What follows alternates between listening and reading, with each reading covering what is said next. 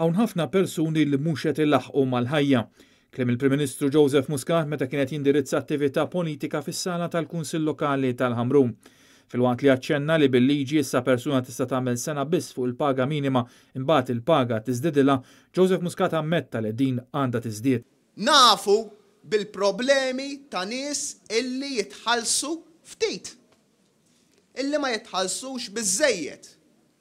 U wkoll li jiġu f'sitwazzjoni illi ma jkunux jistgħu ilaħqu mal-ħajja. Dan ikompli jikkonferma li Gvern Soċjalista tikabbar l-ekonomija biż-żieda fil-popolazzjoni u mhux bil-ħolqien ta' setturi ġodda biex ikattar aktar flus fil-but tal-poplu. Kien il-Partit Nazzjonalista li kabbar u ħoloq diversi setturi fosthom dak finanzjarju, marittimu u tal-informatika li sal-lum il-ġurnata eluf ta' persuni jaqilgħu xiklu minnhom. Il-Prim Ministru Soċjalista saħaq li d-differenza fil-pagi bejn l-irġiel u n-nisa f'Malta hija enormi u tal-mistħija. Taħt dan il-Gvern l-impjegati n-nisa jaqilgħu 11% anqas mill-irġiel. Dan ifisser li għal kull euro li jdaħħal raġel mara iddawwar ma' 89 ċenteżmu. Hemm disugwaljanzi oħra bejn kif jitħallsu n-nisa u l-irġiel. F'dan il-pajjiż għadha tal-mistħija.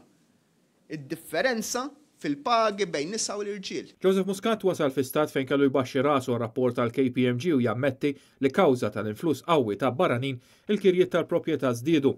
Magħhom żdiedu wkoll inevitabilment il-prezzijiet bżieda li tlaħħaq il-25%. Il-Prim Ministru ammetta li koppja żagħżugħa jew persuni separati żgur li jsibuha diffiċli sabiex jixtru saqaf fuq rashom.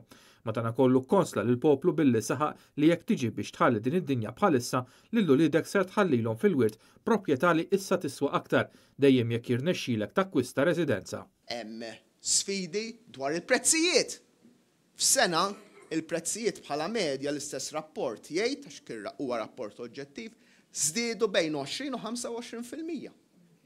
Li tfisser li qed jipprova jixtri post, qed issirlu ferm iktar diffiċli biex jixtri l-post. Sarattant Joseph Muscat reġan jura l-kollox is-sitwazzjoni tal-64 immigrant li nsabu bej sema u l-ma f'nofs Maltemp ftit il-barra mill-Ibħra Maltin. Jitolbu lill-Prim Ministru Soċjalista sabiex itihom ken. B'reazzjoni għad-diskors ta' Joseph Muscat fi stqarrija l-Partit Nazzjonalista sostna li l-Prim Ministru mhux kredibbli meta jgħid li jinteressah fl-affarijiet li jħossu n-nies fil-ħajja tagħhom ta' kuljum. Ġi spjegat li dan il-Gvern Soċjalista m'għandux pjan fit-tul u l-unika soluzzjoni ta' Joseph Muscat hija li jibqa' jġib aktar ħaddiema barranin, bil-konsegwenza l ħaddiema Maltin qed jispiċċaw f'morsa doppja biċ-cheap labor li qed jolli rasu u prezzijiet tal-ikel u affarijiet essenzjali qegħdin dejjem jiżdiedu.